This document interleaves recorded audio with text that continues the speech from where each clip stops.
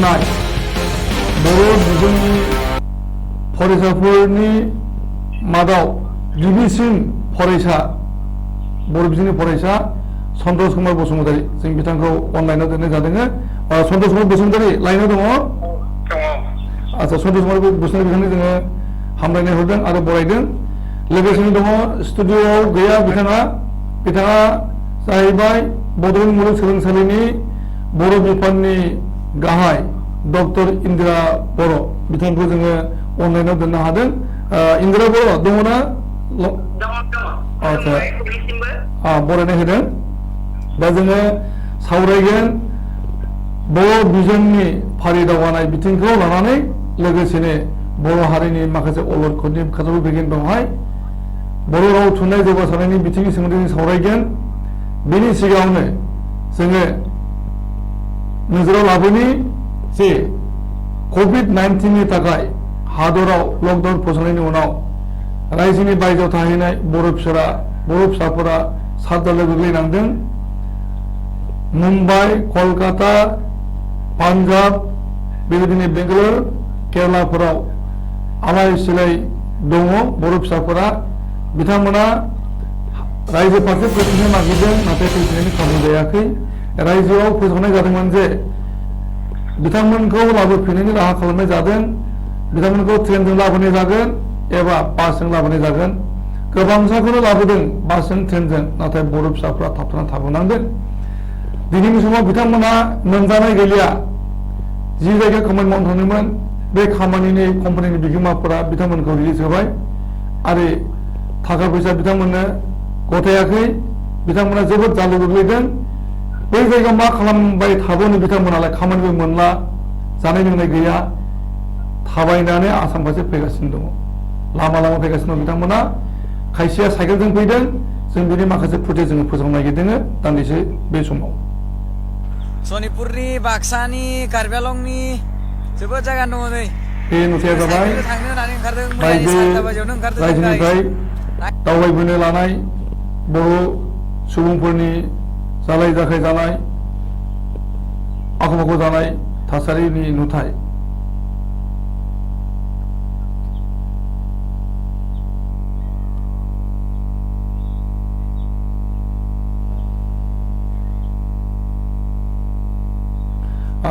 जोङो नुदों बे देवा लामाजों बिथांमोना फैगासिनो दङ आसाम फारसे। खायसेनिया सानब्रै जाबाय, सानबा जाबाय लामायाव दङ। बबे लामाजों थांदों बिथांमोना गावसोरबो मिन्थिया। साहाजों थांदों ना सोनाबा थांदों, उदिसे जादों होनना बुंनाय जादों। दा बे बेलायाव जोबोद उसुबिदा जानायखौ जों बयबो मोनदांनो हादों। जोंनि सिगाङाव सोनाब बंगआव थानाय बर' समाज आफादा फोरमायहरनाय जादों जे सोनाब बंग बर' समाज आफादा आसाम फारसे फैबाय थानाय बे दुखुथिया बर' सुबुंफोरखौ मदद खालामनो नाजादों। बिथांमोना सिलिगुरियाव सफैयोब्ला बिथांमोननो जाहोनाय लोंहोनायनि राहा खालामगोन होनना बुंनाय जादों। लोगोसेनो सिलिगुरिनिफ्राय आसाम फारसे दावबायबोबाय थानाय समावहाय जानाय लोंनायनि राहा खालामनो साननैनि आदार हरगोन होनना बुंनाय जादों। थब्ला जुयै बिथांमोना बे बड'लेण्ड टेलिभिजनखौ दा समाव नायबाय थादोंब्ला एबा नायगोनब्ला बिथांमोना जगाजग खालामनो हागोन। वेस्ट बेंगल बर' समाज आफादनि जानबुं नाम्बारफोर होनो नागिरदों। प्रिति शैब बिथाङा लेङाइ आफादगिरि, सोनाब बंग बर' समाज आफादनि जानबुं नाम्बार 7908843120 मुङा प्रिति शैब, जानबुं नाम्बार 7908843120। जिला शैबनि जानबुं नाम्बार 07478617685। बुंफिनदों 07478617685। मुरसिं नार्जिनारि बिथाङा सेन्ट्रेल बर' समाज आफादनि अर्गानाइजिं सेक्रेटारि, बिथाङाबो सोनाब बंगनि मानसि। बिथांनि जानबुं नाम्बार जाबाय 9932443852। बुंफिनदों 9932443852। आरो गुबुन सासेबाव सोनाब बंग बर' समाज आफादनि गाहाय नेहाथारि समरजित नार्जिनारि, बिथांनि मुङा जानबुं नम्बरा जाबाय 8372006507 बुंफिनदों 8372006507 बे जाबाय सोनाब बंग बर' समाज आफादनि जानबुं नाम्बारफोर आरो बे जानबुं नाम्बाराव जगाजग खालामनो हागोन जायफोरा आसाम फारसे दावबायबोगासिनो दङ गुबुन गुबुन नोगोरमानिफ्राय बिथांमोना सिलिगुरियाव सफैयोब्ला बे जानबुं नाम्बाराव जगाजग खालामनो हागोन आरो गावसोरनि जानायखौ बहाय जानो हागोन आरो आसाम फारसे दावबायबोबाय थानायाव साननैनि जानायबो मोनबोबावगोन बेजों लोगोसेनो आरो मोनसे सुलुं होबावनो नागिरदों नेपालनि काठमान्डुआव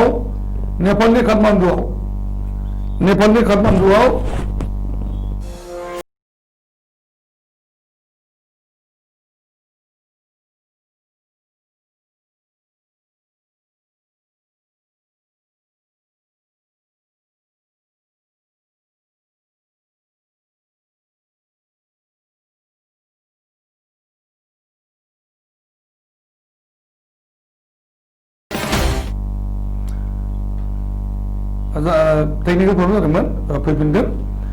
आरो मोनसे सुलुं होनो नागिरदों नेपालाव थानाय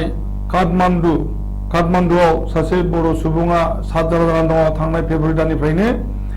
फुंखा बसुमतारी बिथाङा धेमाजिनिफ्राय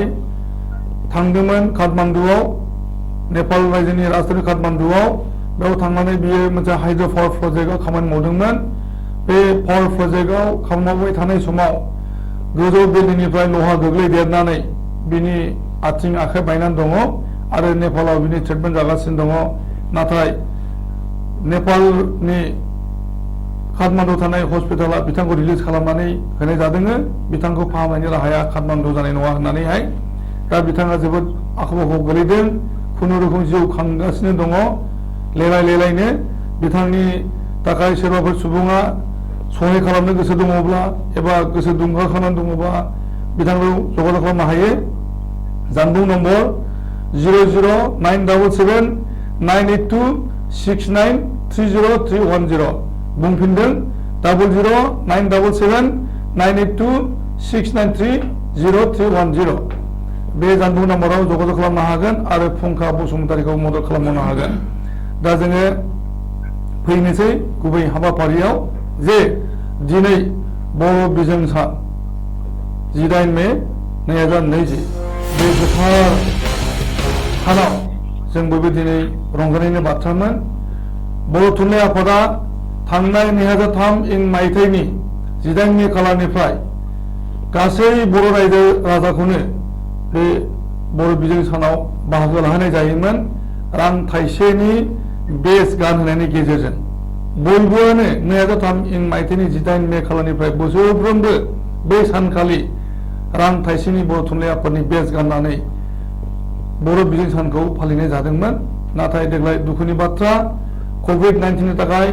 भारताव लकडाउन फोसावनाय जादों आरो ससियेल डिस्टेन्स मेनटेन खालामनो थाखाय फोसावनाय कारनै देग्लाय बेबायदि बेबस्था खालामनो हानाय जायाखै बर' थुनलाइ आफादा बेनि थाखाय दुखु मोननाय फोरमायदों बर' थुनलाइ आफादनि बिथिंनिफ्राय आरो रायजो राजानि सिगाङाव गोसो बायनो नाङा होननानै बुंहरनाय जादों जोङो बे बुब्लियावनो दिनैनि समाव बर' बिजोंनि थामोनथा आरो बेनि इयुन बे आयदाखौ लानानै सावरायथुन हाबाफारि बानजायना लादों लाइभ टेलिकास्ट बे हाबाफारियाव जोंजों बाहागो लानो फैनाय डक्टर दिनब बसुमतारी कमलाकान्त बसुमतारी लोगोसेनो अनलाइनाव दङ बर' बिजोंखौ गायसंजेननाय समाव गावनि मुंखौ थिसननानै बर' बिजों फरायजेननाय सासे गेदेमा सन्तोष कुमार बसुमतारी बिथांखौ जोङो अनलाइनाव मोननो हादों लोगोसेनो बड'लेण्ड मुलुगसोलोंसालिनि बर' बिफाननि गाहाय डक्टर इन्दिरा बर' बिथाङा लाइनाव दङ जों सावरायगोन गेबेङै सावरायनि जोङो बर' बिजोंनि थामोनथा आरो बेनि इयुननि सायाव जों दा दान्दिसे ब्रेक लादों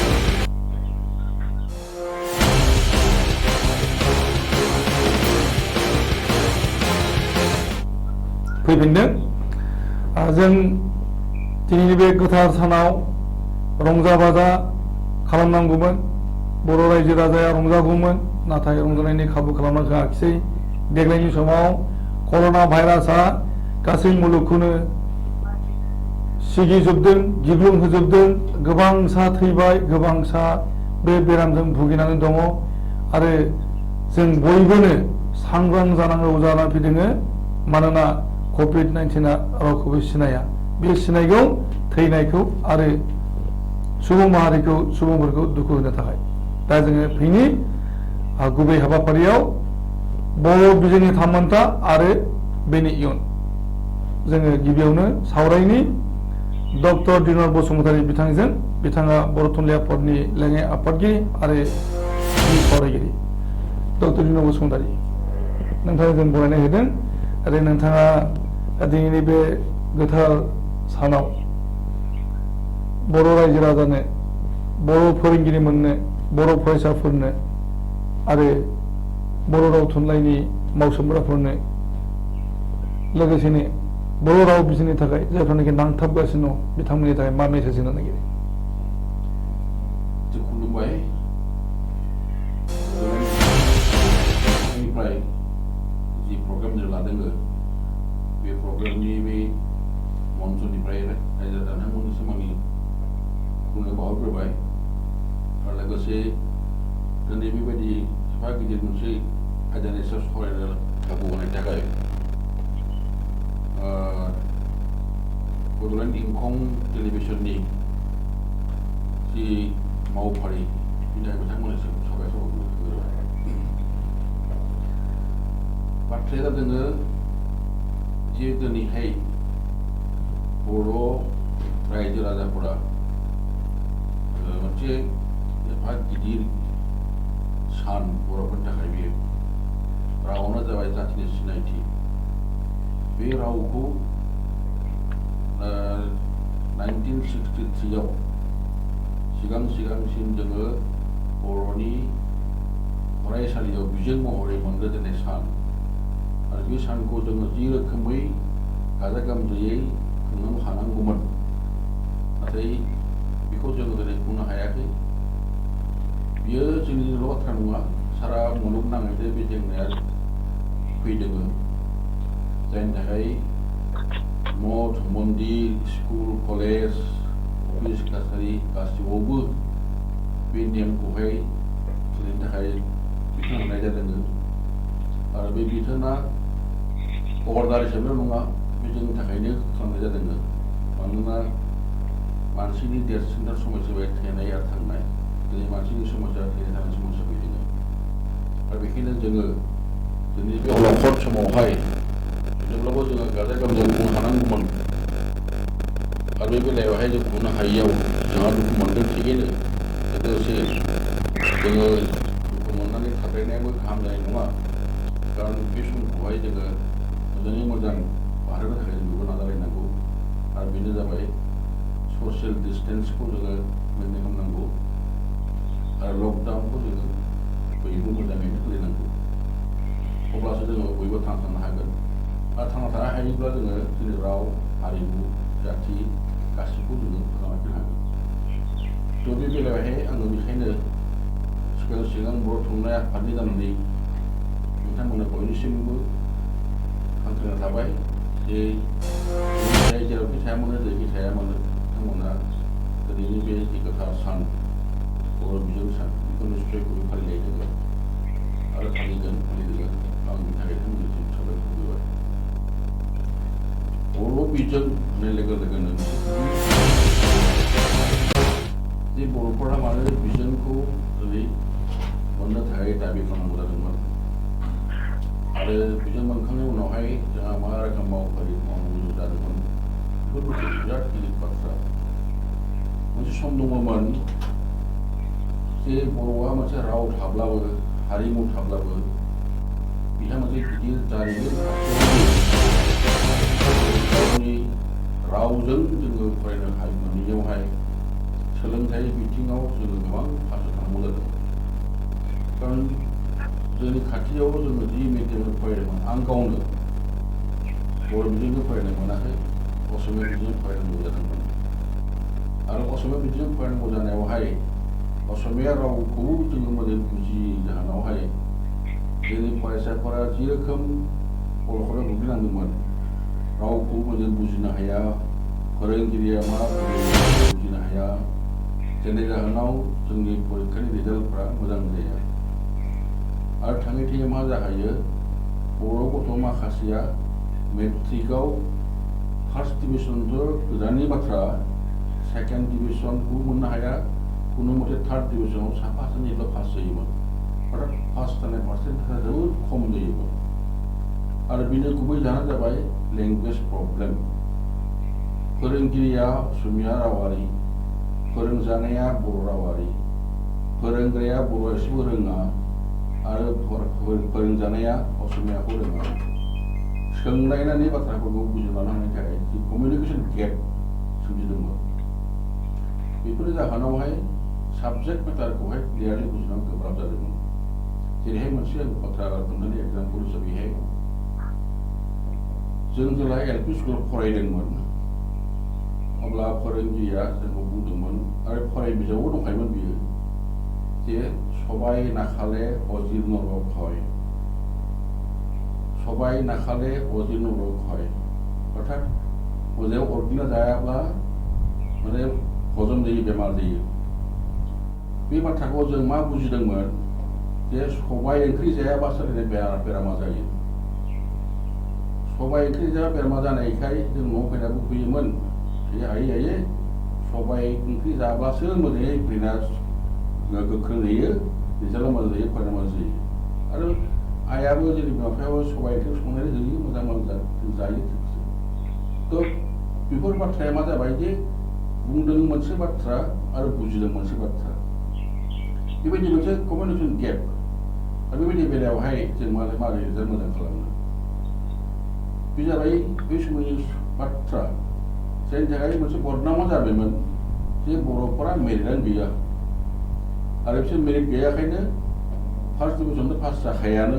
थार्ड डिभिजनावबो साफा सानैल' पास जायो आरो बांसिनानो फेल जाहैयो बदनामा जाबाय मेरिट गैया खिन्थु मानो दि फेल जायो बाथ्राखौ बुजिनो गोब्राब जादोंमोन उनावहाय जेब्ला साफा सानै मानसिफ्रा बुजिनो हाबाय जे नङा ब्रेइनआ मेरिटआ बयनावबो दङ खालि बेखौ प्रपारलि इउटिलाइज खालामनो रोंनांगौ बेखौ बाहायनो रोंनांगौ आरो बेखौ माने मानजिनो रोंनो हागौ खिन्थु मानजिनायनि बेबस्था गैया आरो बे जाबाय मा जे जोङो जुदि गावनि बिमानि रावजों फरायनो मोननायमोनब्ला बाथ्राखौ मोजां बुजिनो हानायमोनब्ला साबजेक्ट मेटारखौ बुजिनो हानायमोनब्ला बे गथ' माखासेया रिजाल्टआ मोजां जागौमोन मोजां पास जानो हागौमोन थ' बेखायनो जोंनो नांगौ दा बर' बिजों जोंबो बर' बिजोंजों फरायहायोब्ला गुबुनफोरा जेरैहाय असमिया बिजों फरायदों बांला बिजोंजों फरायदों बा हिन्दीजों फरायदों बिसोर जायनि थाखाय रिजाल्टआ मोजां मावदों थिग बे रोखोमैनो जोंनि गथ'फोराबो बे रोखोम रिजाल्टखौ जों मोननो हागोन बे साननायजोंनो बै समावहाय जोंनि माखासे सानसुमैफोरा गोरों गोराफोरा सोमावसारबाय गिदिर सोमावसारनायबो जाबाय गनाया सरकारा बर' बिजोंखौ होनो थाखाय बिनि थाखाय गोबां खहाबो जोंहा सहाय खालामनांबाय जाथियानो आन्दलन गेजेर फैनांगौ जाबाय दा आन्दलन गेजेरजों जोङो 1963 63 मायथाइयावहाय फार्स्ट सिगां बर' बिजोंखौ मोनग्रोजेनबाय आरो बिनिफ्रायनो जोङो जुरिबाय जे बर'आ मोनसे राव हिसाबै स्टेटआव जोङो गनायथि मोनद्रायाब्लाबो बिजों महरै जों गनायथि मोनग्रोजेनबाय आरो लोगोसे बिजोंनो थुनलाइनिबो लिरनाय थुनलाइया जुरिजेननाय महर लानांगौ जाबाय मानोना बेखौ जुदि बिजों महरै क्लासाव फोरोंनांगौ जायोब्ला दा जों नांसिगौ टेक्सट बुक फरायबिजाब होनोब्ला खालि बे लिटारेचार बा थुनलाइयारिल' नङा बेजों फैफासिगोन दाना सानखान्थिनि बाथ्रा बेजों फैफासिगोन साइन्स बिगियाननि बाथ्रा बेजों फैफासिगोन ससियेल स्टाडिस बाथ्रा आरो गुबुन आयदा माखासे बाथ्रा फैफादेरबावबाय आरो लोगोयैनो बर' बिजोंजों बा बर' रावजों थुनलाइयाबो फैबाय सानखान्थियाबो फैबाय समाज बिगियान बा साइन्स गासिबो आयदायावनो जोङो लिरनायनि फरायनायनि मोनसे दोहौ फैबाय लिरगिरिबो जोनोम जाबाय आरो बे रोखोमैनो बर' थुनलाइया आरोबाव जौगासारनायाव मोनसे गोख्रों मदद मोनबाय थ' बर' मिडियामनि बे गोथार सान बिजों गायसनजेननाय बियो बर' जाथिखौ बर' राव थुनलाइखौ गोख्रोंसिनै सिगां साननो थाखाय बिराद गिदिर खुन्थिया हिसाबै गनायजाबाय समाजावहाय आरो बे बेलायाव बेखायनो आं सानो जे बे 63नि जि बिजों महरै जि गायसनजेनजानाय बे खालि बिजों महरै नङा बिनि गेजेरजोंनो बर' जाथिखौ राव थुनलाइ गासैबो बिथिंखौ लानानै साननाय हनायनि मोनसे सांग्रांथिखौबो लाना होफैबाय आरो थुनलाइखौ फोजौखांनायाव बियो बिराद गिदिर बिहोमा होदों दा बे जाबाय जोंनि 63नि बाथ्रा बिजों महर बाथ्रा दा फैबाय जे बिजोंखौ जोङो जेब्ला एलपि स्कुलाव बा गुदि फरायसालियाव गायसनग्रोजेनबाय बेथ' जुरिजेननायसो थ' जुरियोब्ला गथ'आ जोनोम जायोब्ला बेखौ देरखालाङो फारि फारिनो दा देरनायनि थाखाय जों जोथोन लानांगौ आरो बे जोथोना जाबाय जे एलपि स्कुलनिफ्राय एमइ स्कुल फैगोन एमइनिफ्राय हाई स्कुल फैगोन बिनिफ्राय मेट्रिक होगोन हायार सेकेन्डारि बिए बे अट'मेटिक माबानि प्रसेस थारमाने जादों जा समा बारा गैया नालाय माने जोङो लाइनाव गोबांथार दङ आरो रायजो राजाबो नेबाय थादों गोबांथार फन फैबाय थादों जे बाहागो लानो लुबैनानै दा बेनिसै गुसुं गुसुङै दा मा मेसेज होनो बेनिसै दा आंनि मेसेजआ बेनो आंनि बुंनो लुबैनाया जे 63नि 63 मायथाइनि जि बर' बिजों सान बे बिजों सानखौ जोङो बिजों सान जेबो साना हलासिनो बे जाथिखौ सांग्रांथि लाबोनायाव जाथिखौ माने सिगांजों दैदेनलांनायावहाय आरो मोनसे मैखोम जाथि हिसाबैहाय गायसननाय बेलायावहायबो जोंहा बयबो साननांगौ फैदों आरो बे बाथ्राखौ बे 63आनो जोंनो माने बुंना खालामखादों नोंसोर सिगांनोसो सम जाबाय दा बे बाथ्राखौ लानानै जों बयबो सिगांनांगौ आरो दानि जि अलखद सम बे अलखद समाव जे कर'ना भाइरासनि जे अलखद सम जाय जाहोनाव दिनै स्कुल कलेजा बन्द जाजोबनानै दङ क्लास गैया अथच परिखाथ' जों दिनै नङा गाबोन थारनांगोन गुबैयै 9-10नि गथ' माखासे फरायसाफोरा बिसोर एकदम बिराद क्रिटिकेल समनि फरायसा बिसोर आरो बे समावहाय एडलेसेन्स पिरियडनि गथ' माने जिखुनु समावनो बिसोरो गाज्रि जानायनिबो चान्स थायो मोजां जानांगौ गाज्रि जानांगौ बे एडलेसेन्स पिरियडआ डेन्जारास पिरियड दा बे समावहाय बिसोरखौ मोनसे प्लेटफर्माव दोननानै लाखिनो हायाब्ला जोंनि फिउचार जेनेरेसना खम जानायनि चान्स थायो दा बेखायनो आं लुबैदों जे जायहा दिनैहाय सुजुग सुबिदा दङ जों बयबो बे बेलायाव सिगां होनांगौ आरो बर' फरायसाफोरखौहाय बा गथ'फोरखौ फरायनायाव जों बिसोरखौ लाखिनो हानांगौ एनिहाव जेरैखि जायामानो गुबुनाव जेरै थाङा बिसोरो एडुकेसनखौहाय कन्टिनिउ लाखिनो हायो आरो बिनि थाखाय दिनै जोङो माने डिजिटेल जि क्लासनि बाथ्रा रायलायनाय जायो बेफोरनिबो जों बेबस्था लानाय गाहाम होननानै सानो नोंथांनो जों सम मोनगोन उनावहाय नोंथाङा थाबाय था दा जोङो जगाजग खालामनि सन्तोष कुमार बसुमतारी बिथाङा बर' बिजों थिसनजेननाय समनि फरायसा सन्तोष कुमार बसुमतारी लाइनाव दङ आच्छा नोंथाङा खोनाबाय थादों जे दा बे समाव बर' थुनलाइ आफादनि लेङाइ आफादगिरि बिथाङा माखासे माने बाथ्रा बुंबाय बर' बिजों फसंनायनि बाथ्रा आरो बर' हारिनि बाथ्रा दा नोंथाङा बुंदो जे बर' बिजोंखौ थिसनजेननाय समाव नोंथाङा जे मुं लगायबाय बे समनिफ्राय माने नोंथां बा बिए पास जानाय समसिमनि एक्सपिरियेन्सखौ खुब सुंद'यै नोंथाङा बुंदो जे नोंथांनि एक्सपिरियेन्सआव मा मोनबोदोंमोन आरो बर' बिजों थांना थानांगौनि बेलायाव जोंहा दा मा बिफाव लानांगौ दङ आच्छा साबायखर थाबाय लोगोसे जोंनि बर' थुनलाइ आफादनि लेङाइ आफादगिरि दिननाथ बसुमतारी डक्टर दिननाथ बसुमतारी बिथांनिसिमबो साबायखर थाबाय आं बुंनो नागिरदों जेला 1963आव बड' मिडियामखौ प्राइमारि लेभेलाव इन्ट्रडिउस खालामो बे समाव माने मोनसे प्रब्लेम जादोंमोन बर'फोरनि गेजेराव बे जाहैबाय जे गोबाङानो बुङोमोन बुद्धिजीबीफ्रानो बहुदा बुङोमोन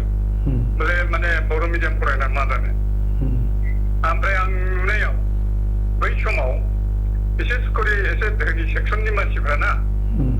माने बर' मिडियामाव फोरोंखायाखै एसामिस मिडियामाव फोरोङोमोन दा आं नुनायाव माने एसे अभाब सेक्सननि मानसिफ्रा बांसिन बर' मिडियाम गावलिया मानसिफ्रा बर' मिडियामाव फरायदों आरो टाउनाव थानायफ्रा फ्राय एसामिस मिडियामाव फरायदों आंनि गिबि बाथ्राया जाहैबाय बर' मिडियाम फरायनानै मा जानो होननाय बै समनि बे बाथ्राया दिनै उल्टा रिजाल्ट जादों अर्थात बर' मिडियाम फरायनानै दिनै जोङो इउनिभार्सिटि लेभेलसिम सहैनायाव बर'फ्रा गोबां मोनसे माने थांनानै थानायनि मोनसे अपरचुनिटि मोनदों आरो लिभिं स्टेन्डार्डआ बर'ना बे समनिफ्रायनो बारायबोदों बेखौ बयबो नुखानाय आচ্ছা सिगाङाव दहाय जे बुंदोंमोन बिथां डक्टर बसुमतारी बिथाङा माने सबाय नाखाले अजिन्नर হয় नङा होमबा बे जिनिसाना लरापात होननाय मोनसे बिजाब दङमोन ना जों फरायजेननाय समाव जों लरापातबो लादों आচ্ছা मिथिबायना प्रथम फरायजेननाय बियो लरापात धारापात ओमफ्राय सोलाय सोल' जाबाय थादों एखमबा लरापात एखमबा मख'जेननाय जोंनि बर' मिडियामनि सिगां लेखा फरायनाया जाबाय मख'जेननायनि उनाव फैदों थरायलाय मिथिबायना उनाव लासै लासै लासै बे एलपि स्कुलनिफ्राय एमइ स्कुलाव फैब्ला सना बिदां जाफैदों बियो खुब सम्भब क्लास 10 सिम थाफैदोंमोन नामा बारा गोसोआव गैला उनाव हायार सेकेन्डारि लेभेलाव अर्थात पिइउआव सौफैब्ला खन्थाइ बिदां जादों आच्छा माने हाई स्कुलाव फरायनाय समाव लेखाफ्रा खुब अभाब जायोमोन मिथिबायना ओरैबायदि अभाबमोन माने अंकफोरखौ अर्थात मेथमेटिक्स साबजेक्टखौ माने एसामिसनिफ्रायसो दानस्लायनानै फोरोंगिरिफ्रा फोरोङोमोन माने प्रथम अबस्थाथारमोन ना एसे गोनो गोथो माने फोरोंगिरिफ्राबो माने गोनो गोथो जायोमोन माने शब्दफोरखौ दिहुननो हायामोन टार्मफोरखौ माने मोननो गोब्राब जायोमोन आरोखि दा जोंना जों बिनाखाता ओनसोलनि मानसि ना बिनाखाता एलपि स्कुल एमइ स्कुलाव बर' मास्टारफ्रानो बांसिनमोन बिनाखाता एलपि स्कुलाव माने असमिया मास्टारफोर दंमोन सानैसो जोंनि दिनाव खिन्थु जेला जोङो माने जोंना मा बै समाव सराय माने फार्स्ट सेकेन्ड बिनिफ्रायसो प्रथममान द्वितीयमान चतुर्थ पन्चमरि जानाङा होमबा पन्चममानसिम माने गुदिथाराव आं गामियाव फरायदों माने स्टार्टिं स्कुलमोन प्राइभेट मास्टारफोर दङमोन गामिनिफ्राय बेथन होयोमोन बेनिफ्राय बिनाखाता एलपि स्कुलाव थांदों 4 नम्बरे बिनाखाता एलपि स्कुलनि गोदोनि 4 नम्बर बेनिफ्राय बिनाखाता एमइ स्कुल बिनाखाता एमइ स्कुलनिफ्राय बिनाखाता भारागुरि हायार सेकेन्डारि स्कुल बिनाखाता भारागुरि हायार सेकेन्डारिनिफ्राय आङो माने गसाइगावआव हाई स्कुलाव थांदों आरोखि क्लास 8आव आच्छा बाथ्राया जाहैबाय बर' मिडियामखौ गोदो जायफ्रा लाइना डिस्टार्ब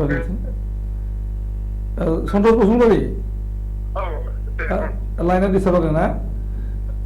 जायाखै आच्छा दे बुंबाय था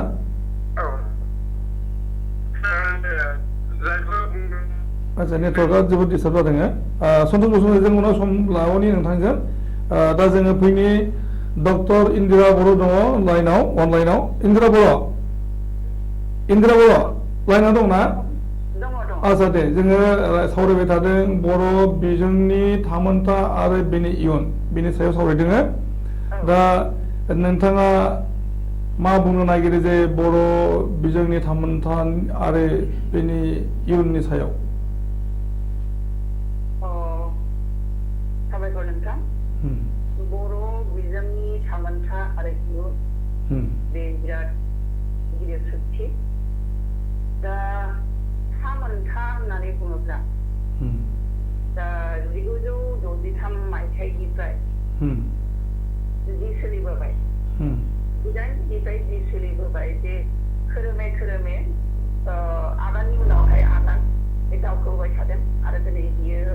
फैयै फैयै मुलुगसोलोंसालि बादियाव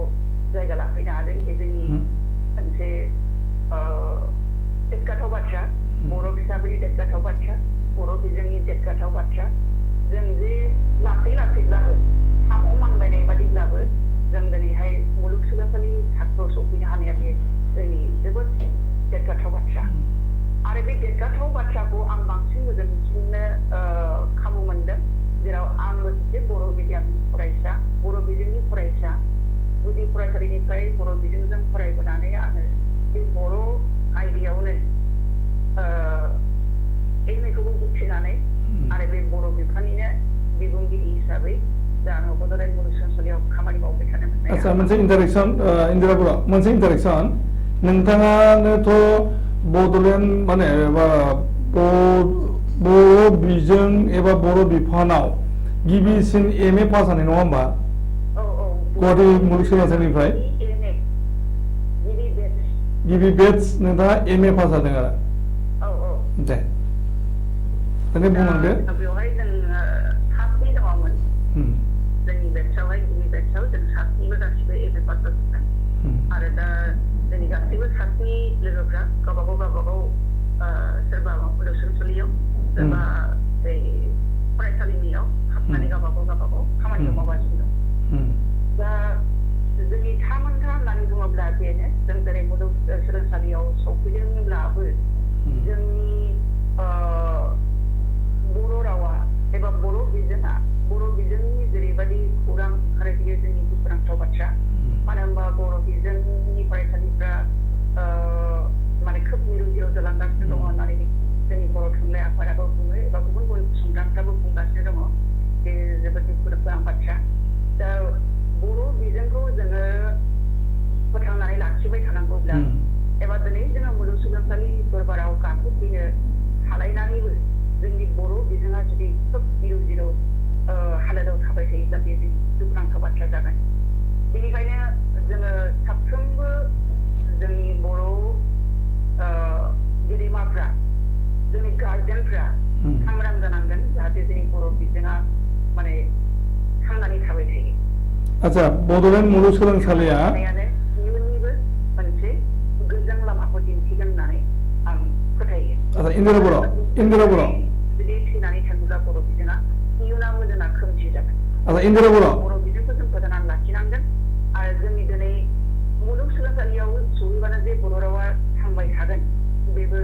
मोनसे सोंथि जानानै फैगोन बेनिखायनो इयुन समाव जोङो बर' बिजोंखौ जों फोथांनानै लाखिनांगोन अब्लासो जोङो मुलुगसोलोंसालिनि बे बिफानाबो थांबाय थानो थाखाय खाबु मोनगोन आच्छा इन्दिरा बर' मोनसे इन्टारेक्सन जे नोंथाङा आथिखालाव बड'लेण्ड मुलुगसोलोंसालिनि बर' बिफाननि HOD जानानै दङ बिफान गाहाय नङा होमबा बे बड'लेण्ड मुलुगसोलोंसालिनि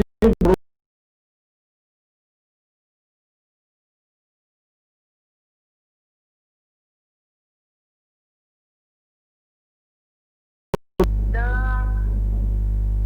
बर' बिजोंखौ फोथांनानै लाखिनाया खालि गंसेल' मुलुगसोलोंसालिनि बिबान नङा होननानै आं बुंनो सानो बेवहाय मुलुगसोलोंसालियाथ' मोनसे बिबान दंखायो बेनि बादैबो गुबुन गुबुन मुलुगसोलोंसालियाव बिबान दङ लोगोसेनो दुलाराय समाजनि जोंनि बर' हारिनि सुबुंफ्रानो बेवहाय बिबान दङ दा जोंनि मुलुगसोलोंसालि होननानै बुङोब्ला जों बर' बिफान एबा बर' बिजोंखौ जों फोथांबाय थानो बा जौगाहोनो थाखाय जों मोनसेल' एरियाखौ जों जौगाहोनो हागोन जों बड'लेण्ड मुलुगसोलोंसालिया जुदि खामानि मावोब्ला जों बे मोनसे एरियाखौल' हागोन एजेहल जों हाजोबनाय नङा बेनिखायनो गासै जोंनि मुलुगसोलोंसालिफ्रा लोगोसेनो बर' गोरों गोरा सुबुंफ्रा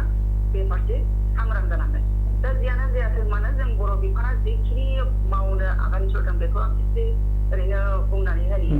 जों बर' बिफाना जोंनि हानाय केपासिटिजों जोंहा दासिमबो जोङो इउनिभार्सिटिनिफ्राय मुलुगसोलोंसालियाव जोङो जेबो फाइनान्सियेल एबा राङारि हेफाजाब मोना अब्लाबो जों माखासे बिजाबफोरखौ दिहुनबाय थानो थाखाय जों आखायाव लादों बेफोर जाहैबाय जोङो जोंनि बिफाननिफ्राय बोसोरफ्रोमबो जोङो डिसेम्बर दानावहाय गांसे जार्नालखौ मोनो बर' बिफाननि जार्नाल बेयो बेखौ जों एनुवेलि जों गावनि पकेटनि फैसा गारनानैब्लाबो बेखौ जों बहनगासिनो दङ बेनि बादैबो जोङो बोसोरफ्रोमबो बिफाननिफ्राय मोनसे एबा मोननै सावराय बेंखन जों खुंनो थाखाय आखायाव लाबाय थादोंमोन एबा थांनाय बोसोरसिम जों खुंबोबाय थादों खिन्थु एबार कर'नानि बे जि जेंनायाव गोग्लैनानै दङ जोङो बे जेंनानि थाखाय जोङो दा सावराय बेंखनखौ जों लाखिनो हायाखै थेवब्लाबो जोङो मा खालामदों बे सावराय बेंखनाव जिखिनि जोंनि सावराय बिदांफोर फैयो बे सावराय बिदांफोरखौनो जोङो मा खालामदों बिजाब महरै दिन्थिनोबो जों आखायाव लाबोबाय थादों गावनि फैसा गारनानैब्लाबो दा बेनि अनगायैबो जोङो मा खालामो जोंनि बिफाना साफा साफा गेदेमा सुबुंफोरखौ लाबोनानै जोङो लेक्सार सिरिज एबा बिबुंथि फारि मुं होनानै जोङो साफा साफा गेदेमाफोरखौ लेक्सार होयो मोनसे आयदा हमनानै होयो आरो बै लेक्सार जि होलांबाय बे गेदेमा रोंगौसार सुबुङा बे रोंगौसार सुबुंनि बे बिबुंथि होनाय बे माबाखौबो पेपारखौबो जोङो जोंनि जार्नालनि गेजेरजोंनो जों फोसावनो थाखाय आखायाव लायो जाहाथे फरायसाफ्रा बेखौ फरायनानै खामानियाव फोरोंनो हायो बेनि बादैबो जों बर' बिफाना मा खालामबावदों मोनसे मोगा मोगि हाबाफारि लाबावदों बेखौ जों बोसोरफ्रोमबो खुंगासिनो दङ एबार जोङो दासिम खुंथ'नो हायाखै बे कर'नायानो जोंखौ एसे जेंनायाव खोख्लैदों बेयावबो जोङो साथाम गाहाम गेदेमा सुबुंफोरखौ गुबुन गुबुन बिथिं सोरबा दामनाय देनाय सोरबा मेथाइ खननाय सोरबा स्पर्ट्स सोरबा थुनलाइगिरि सोरबा बेबायदि ड्रामा आर्टिस्ट बेफोरबायदि सुबुंखौ लाबोनानै जोङो बे मोगा मोगि हाबाफारियाव जों लालांबाय थानो थाखाय जोङो नाजादों बे जोंनि एनुवेल हाबाफारि जोंनि बर' बिफाननि बड'लेण्ड मुलुगसोलोंसालिनि सिङाव बर' बिफाननि बियो जोंनि बोसोरारि हाबाफारि बेनि बादैबो जोंहा मोनसे मख'जाथाव हाबाफारि दंबावो बे जाहैबाय सा सानजा भारतनिनो गिबिसिन राव गोनोखोगिरि सार मधुराम बर'नि थैनाय सानखौ जोङो गोसोखां सान हिसाबै जों फालिबोबाय थादों बिथां थैनाय समनिफ्राय बेखौ जोङो एबार हायाखसै फालिनो कर'नानि थाखायनो बियो ब्लेम थांबाय दा बेनि बादैबो जों गुबुन गुबुन फरायसालिमा एबा मुलुगसोलोंसालिफोरजों जोङो कलाबरेसनाव जों बायदिसिना सावरायदोंखौ जों खुंलांबाय थानो थाखाय जों आखायाव लादों दा बेनि गेजेरजों जों एसेब्लाबो जोंनि थुनलाइथिलि बा जोंनि बर' फरायसाफोरखौ जों माबाफोर हेफाजाब होनो हायो नामा बेखौ नोजोर बोनानै जोङो बेफोरबायदि हाबाफारिखौ खुंलांबाय थानो थाखाय जों नाजादों। आচ্ছা इन्दिरा बर' मोनसे मोजां खोथा बुंबाय नोंथाङा बे जाहैबाय जे बड'लेण्ड इउनिभारसिटिनि एडमिनिस्ट्रेटिभनिफ्राय जेबो फान्ड सेंसन हराब्लाबो नोंथांमोना माखासे खामानि मावबाय थादों होनना बुंदों जेरै जार्नेल दिहुनदों नोंथांमोना गावबा गावनि माने पकेटनि फैसा खरसा खालामनानै बे मोजां बाथ्रा जादों आरो माने नोंथांमोनहा माने बे बर' बिजों होनना बुंब्लाथ' दासान्दि थाखो 10सिमल' दङ आरो कलेजनिफ्रायनो बियो बर' बिफान जानानै फैबाय थादों आरो इउनिभारसिटियाव दा बिफान हिसाबैनो दङ दा बेयो दासिम बर' बिजों फोरोंनाय जायाखै नाथाय मोनसे मोजां खबरखौ मोनदोंमोन जोङो जे बड'लेण्ड मुलुगसोलोंसालियाव रिसार्च जिथु खालामनाय जायो रिसार्च स्कलारफोरा बर' रावजों माने आनजाद होनो मोननाय जादों होननानैहाय बेयो बेसेदूर सैथो दा ओरै होनदों जे जायफोरनाखि पिएइचडि खालामबाय थादों जायफोर एमफिल खालामबाय थादों बै फरायसाफोरा बे पिएइचडि एबा एमफिलनि जिनिखि आनजाद बिलाइ बेखौ बर' रावजों लिरनो मोनबाय होननानै बुंनाय जादों बेयो नंगौना? बे आनजाद बिलाइखौ जों बर'आवनो लायो बिथांमोनहा बर'जोंनो आनजादखौ होलाङो बेनिफ्राय जि थेसिस बे थेसिसखौ दासिमबो जों बर'आव लिरहोनो हानाय जायाखै मानो होनबा जोंहा आउट अफ स्टेट मोनसे थेसिसआ जोंहा बाहेरायाव थांथारनांगौ दा बेखौ नोजोर होनानै जों दासिमबो इंराजियाव लिरनाय थेसिसखौनो जों एक्सेप्ट खालामगासिनो दङ अब्लाबो नैबे एकाडेमिक सेसननिफ्राय जानो हागौ कसुम्बक एमफिलनि बेलायाव बर'जों लिरनो हानाय जासिगोन जोंनि बड'लेण्ड मुलुगसोलोंसालिनि सिङाव सोलिगासिनो दङमोन खिन्थु दासिमबो बे जिनिसा कनफार्म जादोंना जायाखै आं बेखौ एसेबां मिथिथ'वाखै खिन्थु जोङो थांनाय बोसोराव बिनि डिमान्डखौ होनानै दोनदोंमोन आरो आচ্ছা आनजाद बिलाइखौ अलरेडि नोंथांमोना बर'नि लिरनो होनाय जाबाय औ लिरनो होखायो आनजादखौ जों बर'नि लिरनो होखायो खालि बै जि रिसार्च संजिरनानै जि टेस्ट साबमिट खालामगोन बेयावल'नो इंराजिनि होनांगोन बेयो जोबोद मोजां बे एमफिलनि बेलायावहाय जों बर'जों लिरनो मोननायनि डिमान्डखौ होनानै दोनदोंमोन आं खोनानायाव नैबे एकाडेमिक सेसननिफ्राय हयथ' बेयो जानो हागौ आচ্ছা जोबोद गोजोननाय होदों नोंथांनो हागौसो आरो आচ্ছা जोबोद गोजोननाय होदों नोंथांनो नोंथाङा बेखिनि जोंनो सुलुंखौ होनायनि थाखाय आरो जोङो सावरायबानि उनाव नोंथाङा लाइनाव थाबाय था जों दान्दिसे ब्रेक लादों আচ্ছা জি जों दान्दिसे ब्रेक लानायनि उनाव फैफिनगोन जोङो सावरायनो बर' बिजोंनि थामोनथा आरो इयुननि बागै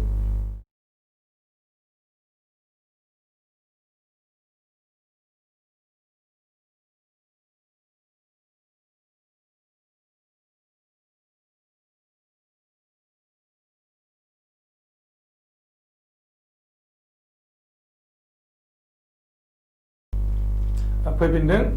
जों सावरायगासिनो दङ बर' बिजोंनि थामोनथा आरो बेनि इयुन जोंजों लोगोआव दङ बड'लेण्ड इंखं टेलिभिजना दा हरनि 8 रिंगानिफ्राय मोनसे हाबाफारि बानजायदों बे जाहैबाय जे लकडाउननि बुब्लिनि थाखाय बर' फरायसाफ्रा सोलोंथाइजों एबा फोरोंथाइजों सोमोन्दो गैयै जानानै दङ थाखो 10 नि फरायसाफोरनि खाबुनि थाखाय इंराजि आरो सानखान्थि आयदाखौ डिजिटेल मदजों फोरोंथाइनि राहा खालामनो नागिरनाय जादों आरो बेखौ बड'लेण्ड इंखं टेलिभिजननि गेजेरजों फोसावबाय थानाय जागोन बेनि थाखाय इंराजि आयदा फोरोंनायनि जुनै बावैसो आजिरा मोननाय इंराजि फोरोंगिरि कमलाकान्त बसुमतारी जोंजों लोगो दं जों बिथांनिफ्राय बिथाङानि जे बिथाङा माबायदि कन्टेन्टजों बे फरायफारि बा फोरोंथाइखौ प्रसिड खालामनो नागिरदों नोंथांनो बरायनाय होदों नोंथांखौ बड'लेण्ड इंखं टेलिभिजना एंगेज खालामनाय जादों जे थाखो 10 नि फरायसाफोरा जेब्लानो गोसो जायो अब्लानो इउटिउब खुलिनानै बड'लेण्ड इंखं टेलिभिजन चेनेलखौ नायोब्ला फरायफारिखौ जाहाथे मोननो हायो फोरोंथाइनि गेजेरजों सोलोंथाइखौ लानो हायो बेनि थाखाय नोंथाङा इंराजि फोरोंनो फैदों नोंथाङा दा बुंनानै होदो जे माबायदि कन्टेन्ट एबा माबायदि प्रसिडियरनि गेजेरजों नोंथाङा बे फोरोंनायनि राहाखौ लानो नागिरदों खुलुमबाय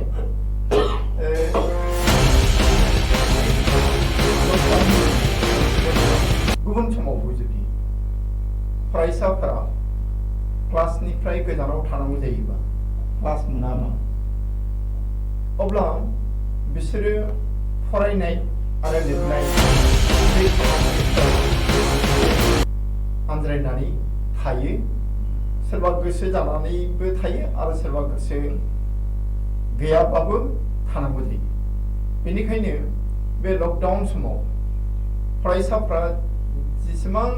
खहा जाबाय दिनै 40 दिन बारबाय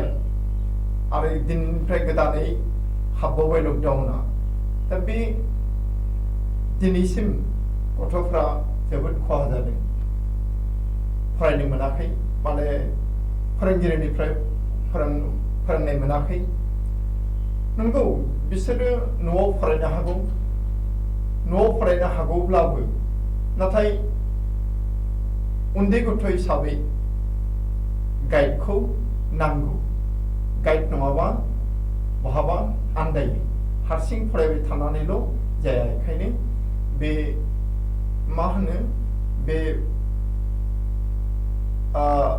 शरीरै अर्थात देहायै माहामै बा देहा गोनाङै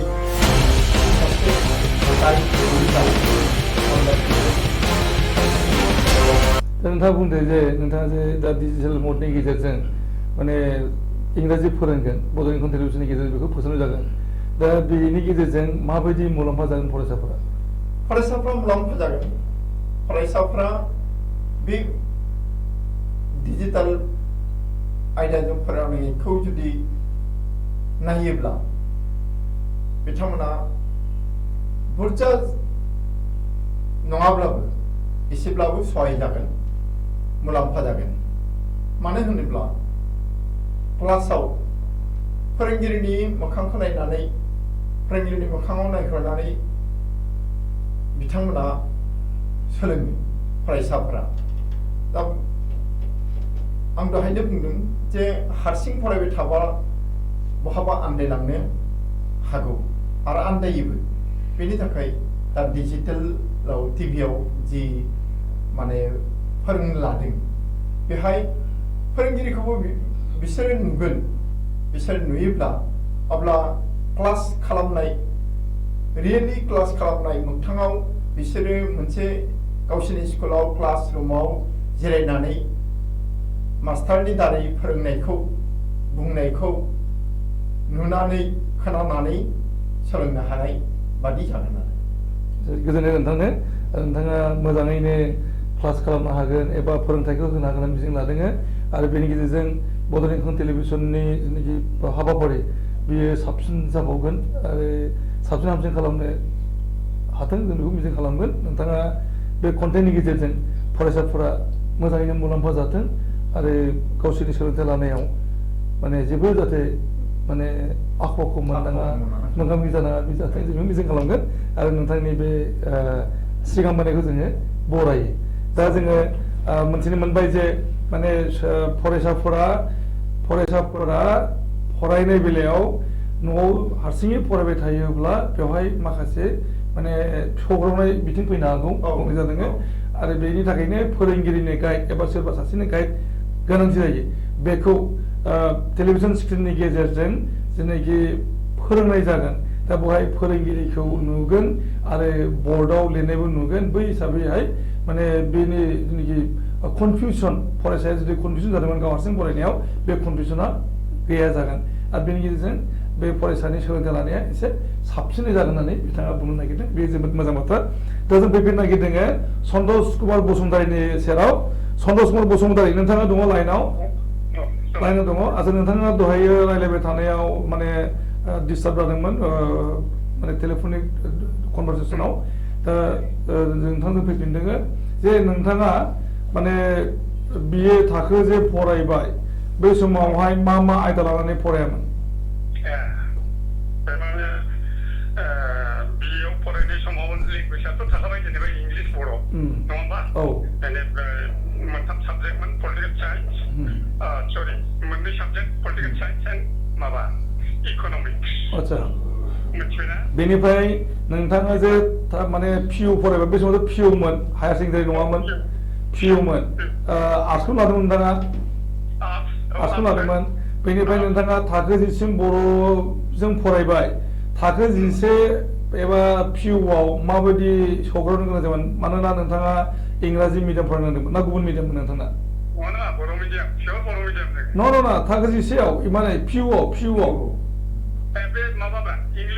इंलिश फरायदोंमोन दा नोंथाङा आख' फाख' जायाखैमोन नामा बे बर' मिडियाम फरायबाय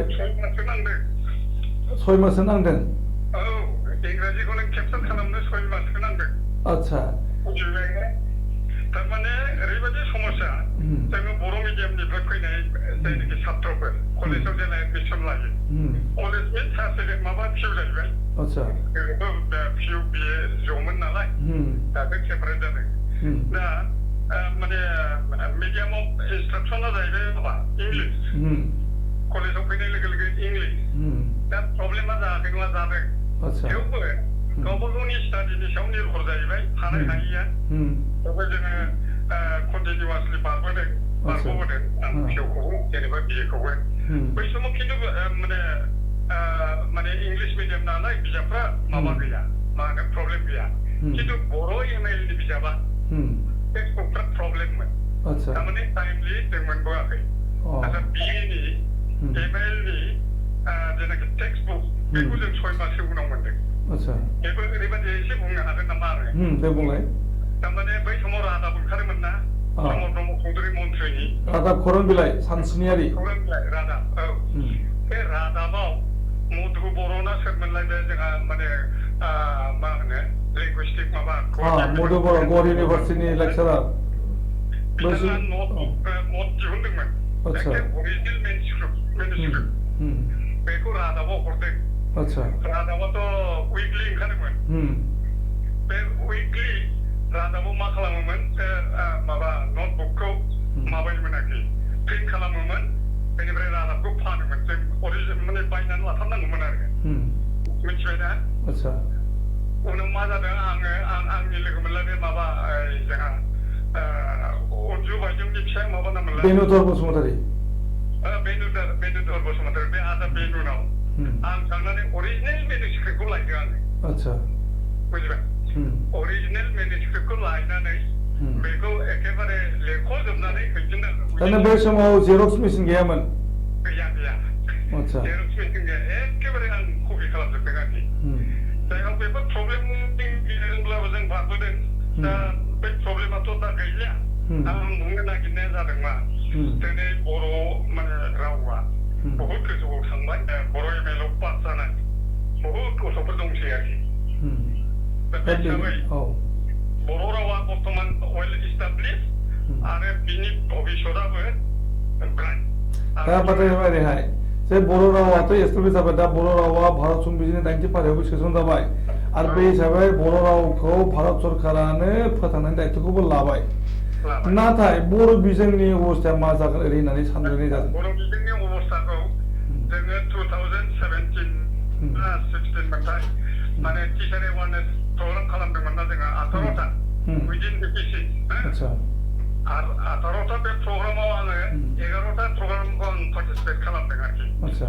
तबे आंनि बेफोर न'फ्रा आंनियाव दा बर्थमान न'आव गैया गासिबो गुवाहाटियाव बे माबायाव थाबोजोब्बाय आरोखि थांनोबो हाला नाथाय जायखिजाया माने बहाय मोनसे जोङो माबा मोनदों मा इनफरमेसन माने बर' माने मिडियामनि जेनाखि एनरलमेन्ट बे एनरलमेन्टआ बोसोरफ्रोमबो खमायबोदों एभ्रि इयार मिथिबायना मेट्रिक परिखासिम माने माने बहुत खमायबोदों दा बेखौ बे डाटाया आंनाव बर्थमान गैया बाहेरायाव थाबाय आरोखि दा जायखिजाया माने बेवहाय मोनसे जिनिस नुबावदों मा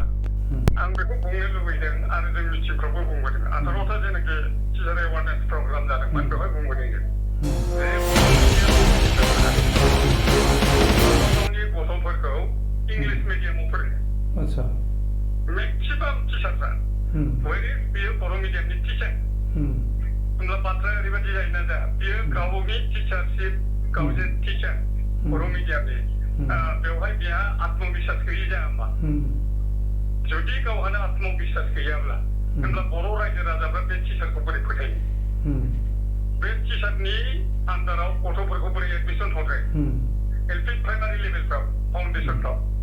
दा मोनसे गिदिर प्रब्लेम बियो बेखौ जों खावलायबोदों बेखायनो बर' साहित्य सभानिफ्राय माने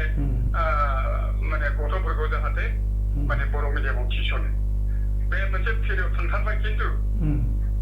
बे माने जोंनि थाखाय डेमेजिं आरोखि खथिकाराव बिराद खथिकाराव ओमफ्राय गावनि मिडियामनि प्रति अबहेला खालामनाय बे जिनिसखौ जों स्पष्ट नुबोदों आरो बे जिनिसखौ जोङो बे टिचार एवारनेस प्रग्रामनि गेजेरजों माने एसे एवारनेसबो होबोदों दा रायजो राजाफ्रा निश्चय बयबो इंलिश मिडियामाव फोरोंनो हाना खरसाफोरा एक्सपेन्सिभ बे हिसाबै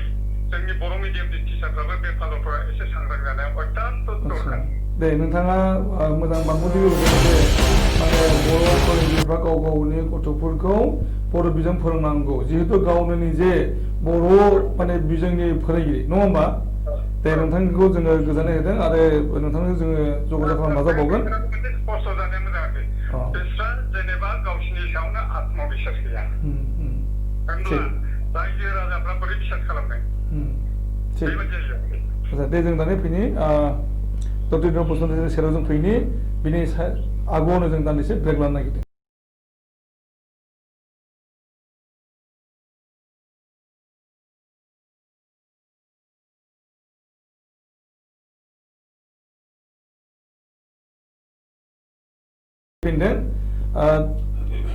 डक्टर दिनेश बसुमतारी नोंथाङा आर्गुमेन्टखौ खोनाबाय जे बर' बिजोंजों फरायजेननाय एबा बर' बिजोंखौ जेब्लानाखि स्कुलाव थिसनजेनदों प्राइमारि लेभेलाव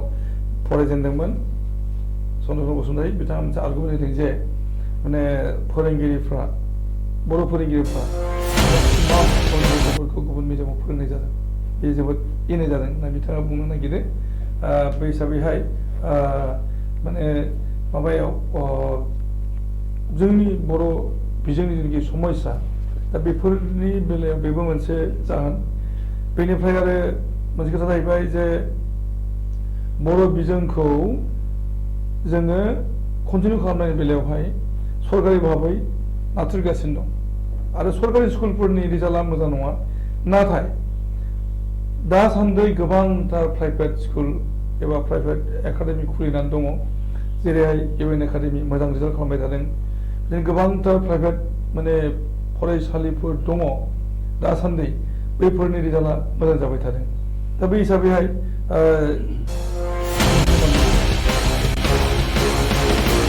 जोङो एडमिनिस्ट्रेसना जोंनिया गोख्रों नङैखायनो आरो सब समस्या बेखौ जागासिनो दङ जे बर' बिजोंनि समस्यानि गुदियानो जाबाय बर' फोरोंगिरिफोरा गावसोरनि दायित्वखौ बिसोर थिग मथे फालियो बिसोरो जाहाथे बिथां सन्तोष बसुमतारिया जायखौ बुंदों बर' बिजोंनि फोरोंगिरिफोरा गावनि फिसा फिसौखौनो गावनि बर' बिजों बा गाव फोरोंनाय स्कुलाव फोरोङा गावनि सायावनो बेहा फोथायनाय गैया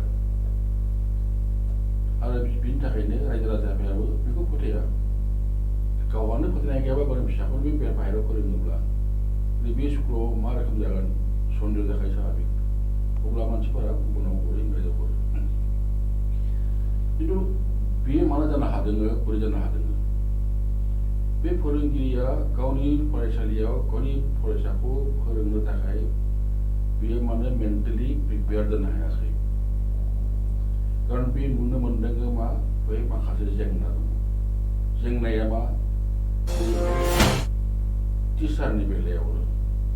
एखमबा साइन्स टिचार गैया मेथामेटिक्स टिचार गैया बहुद पस्टआ खालि थायो बा स्कुला बांसिनानो भेन्सार बर' मिडियामनि स्कुल माखासे बांसिन दासो भेन्सार प्रभिन्सियेलाइज जायाखै आरो प्रभिन्सियेलाइज जायैखायनो माने बे नन प्रभिन्सियेलाइज्ड बेथन गैयै स्कुलावहाय मोजां गथ'फोरा फोरोंगिरि फैया जायफोर साफा सानै फोरोंगिरि दङ बिसोरबो माने साख्रि मोनसान्दि थायो मोजांफोरा गाज्रिफोरा थालाङो खिन्थु जायफोर मोजां साफाथि थायो बिसोरबो नेना थाबाय थायो जे मोजां साख्रि मोनबाय बाहेरायाव ब्लड थाङो थ' बेफोर जाहोनावनो बे स्कुलनि जि एटमस्फियार बेहाय खुनु एप्लिकेसननि सोलोंथाइनि एटमस्फियार थाया टिचारनि आंखाल टिचारफ्रा इरेगुलार बेखौ सासन खालामनो थाखाय रावबो बिनि अथरिटिबो गैया इन्सपेक्सननि अभाब आच्छा दा बे बेलायावहाय मोनसे खोथा जादों बे बर' बिजोंनिनो प्राइभेट स्कुलफोर दङ बिनि कारनाव बेनो कारण प्राइभेट स्कुल माखासेयाव साफिसियेन्ट टिचार थायो रेगुलार क्लास जायो एडमिनिस्ट्रेसना स्ट्रिक्ट प्रिन्सिपाल बा हेडमास्टारफ्रा टाइमलि क्लास लाहोयो टाइमलि क्लास जायो जायनि थाखाय मा जायो गथ' गथायफोरा रेगुलार क्लास मोनो आरो रेगुलार क्लास मोनो नालाय बे सब समय सरसा जाबाय थानायखाय अट'मेटिक एफआइआर जायो दुर्बल बे मोजां जानो हायो दा मोनसे बाथ्रा ओरैहाय जाहैबाय जे जोंनि प्राइभेट स्कुलफोर दङ बेवहायथ' क्वालिफाइड टिचारबो गैया क्वालिफाइड टिचार नङैफोरखौ लानानै बिथांमोना प्राइभेट स्कुलखौ खुलिदों नाथाय बिथांमोननि रिजाल्टआ मोजां बेराफारसे सरकारि स्कुलाव क्वालिफाइड बिएड नङाबा दा साख्रि मोना मास्टार जानो मोना आरो बे जायफोरनाखि बिएड गैया बिसोरखौबो डेपुटेसनाव हरनानै ट्रेनिं लाहोनाय जादों आरो बिसोरनो माने बुरजा बुरजा बेथनबो होनाय जादों सिएलनि बेबस्था दङ गोबांथार फेसिलिटि बिसोरनो होदों दा बे सप्तायाव माने इसिबां खाबु बा इसिबां क्वालिफाइड टिचार थासेयाव माने रिजाल्ट मोजां खालामनो हायो नोंथाङा दानि नागिरदों जे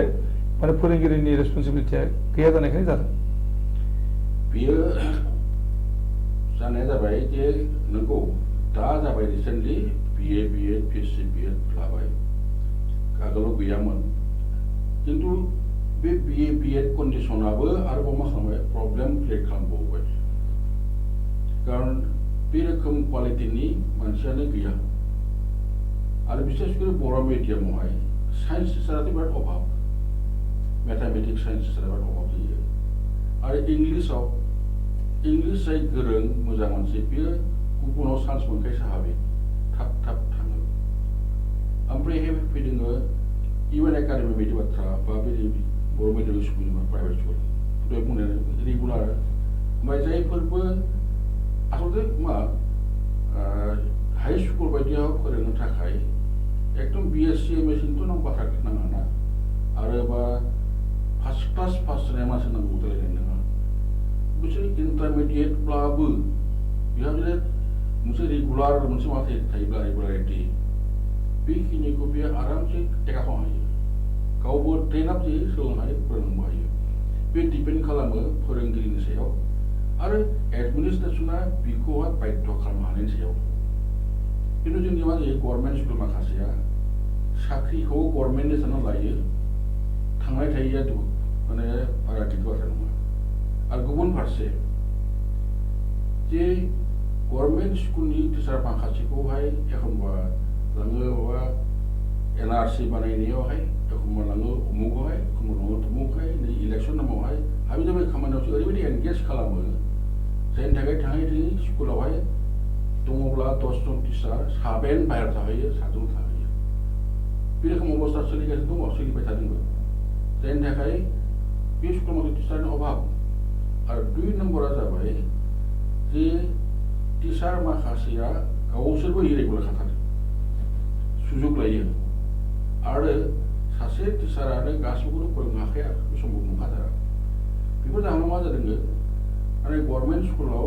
क्लास इरेगुलार जादों बे इरेगुलारिटिया बे मोनसे कारन गभर्नमेन्टआनो बेनि थाखाय रेसपन्सिबल बारे बारे बुंदोंबो जे गभर्नमेन्टआ बै टिचार माखासेखौहाय बे गभर्नमेन्टनि बे बायदि खामानियाव बाहायनो नाङा बेखौ बाहायगासिनो दङ आरो जेसेबां आन्दलन जायो बे एबसुनियानो जा बा बायजोआनो जा बा आसुनियानो जा आन्दलनफ्रा मा जायो प्राइभेट स्कुलनि छात्रफोराथ' थाङो आन्दलनाव गभर्नमेन्ट स्कुल छात्रफोरा फालोबो लांदों आচ্ছা जोङो मोनसे खोथाखौ आं नोजोर होबाय थादों जे नैबेयो जादों जे प्राइभेट स्कुलनि जेनाखि माने फरायसाफोर बिसोरो माने मोजांखा गथ'मोन बिसोरो मोजांखा नंद्राया आं मोजाङानो बुङाखै रेगुलार क्लासआनो बिसोरखौ मोजां खालामदों कारण एसे एनै गाज्रि गथ'ब्लाबो रेगुलार मोनोब्ला गाइडेन्स मोनोब्ला फोरोंनाय मोनोब्ला अट'मेटिक मोजां जाबोयो जे सिखाखौ मोजाङै उनबाय थायोब्लाबो गोबाव जायो उननायाव गारबानो रेगुलार क्लासनि प्राइभेट स्कुलाव मा जायो 9टानिफ्राय क्लास जायो एकदम 3टा 4टासिम आरो बेलासियावबो बिसोर माने थारमाने एक्सट्रा एफर्ट सार्भिस खालामनाय जायो रेसिडेन्सियेल स्कुलफ्राथ' आरो बांसिन दंबावो आरो हमवार्कफोर जायो आरो मोनसे जाबाय प्राइभेट स्कुल माखासेयाव गार्जेनफोरा बिराद कनसियास मा खालामो गार्जेनफोरा जे जिहेतु फैसा होनानै फोरोंनाय गथ' जोङो माने फन रिसिभ खालामनि आगोलो हेल' नोंथांनि मुंखौ बुं नोंथांनि मुंखौ बुं नोंथांनि मुंखौ बुं नोंथांनि मुंखौ बुं आरो बबेनि मा जायगा पाटगावनि मा मुं नोंथांनिया नोंथाङा मा बुंनो नागिरदों जोङो केरेलायाव दंमोनलै सार ओमफ्राय दा बे निउसाव नुदोंमोन नालाय रायलायाव केरेलायाव दङ केरेलानि खोथा आच्छा मा जारला जानानै दं बुंनाय जारलायाथ' माने मिथिखाबायना खामानिया मास मोननै जाबायना बन्द जानाया दा फैसा गैलाना ओमफ्राय दा न'आव थांसिगोन आरो बै खामानियाबो थिग जानाय नंला ना आच्छा नोंथाङा दा बहा दङ बेयाव केरेलायाव दङ केरेलायाव दङ दा जोंनि गेदेमाफ्रा बुंनो नागिरदों ओरैहाय जे बै जायगायावनो जुदि खामानिफोर मोनदोंब्ला बा खामानिफोर दंबावबा बेयावनो थानायनि बेबस्था खालामनांगौ खारन आसामाव फैयोब्ला आसामाव फैनाय समावथ' नोंथांमोना जोबोर खस्थ' भुगिनांगोन दा समाव जेनेबा सरकारा बुंदों जे रेलजों आरो बासजों लाबोनाय जागोन नाथाय गोबांथार माने सुबुङा माने फैनो हायाखै खायसे साइकेल दाब्रायनानै फैदों खायसे थाबायगासिनोबो दङ थाबायनानै फैगासिनो दङ नाथाय फैनानै बिथांमोना नाथाय न'आव थांनो मोननाय नङा 14 सान क्वारेन्टाइनाव थाबावनांगोन दा बेबायदि हालोद जागोनब्ला बिथांमोना हानायमानि होजों जायगायाव थानानैहाय माने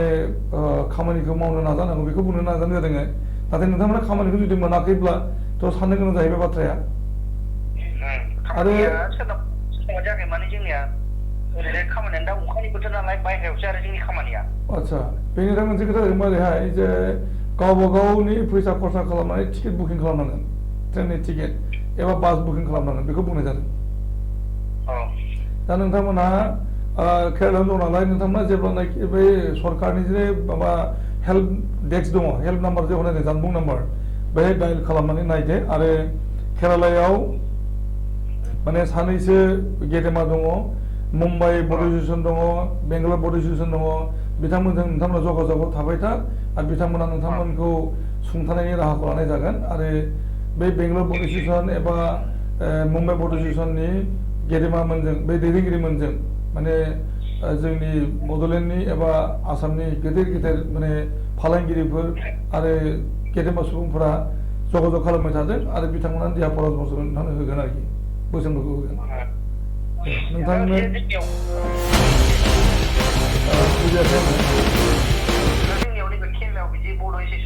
ना केरेलायाव गैया नाथाय नोंथांमोननि खाथियावनो दङ बेंगालर बड एसोसिएसन बिथांमोनजों नोंथांमोना जगाजग खालामनानै लादो आरो बिथांमोनानो बड'लेण्डआव थानाय माने गेदेमा मानसिफोर फालांगिरिफोरजों जगाजग खालामगोन आरो नोंथांमोननो मा बोसोन होनांगौ बिथांमोना होनाय जागोन दा जों फैफिनदों जे दा बर' बिजोङा मोननै माने सामलायनायजों सोलिगासिनो दङ मोनसेया जाहैबाय सरकारि भाबै सामलायनाय आरो गुबुन मोनसेया जाहैबाय प्राइभेट सामलायनाय दा नोंथां बुंनायदों जे सरकारि फरायसालिफोरनि फोरोंगिरिफोरनि दाय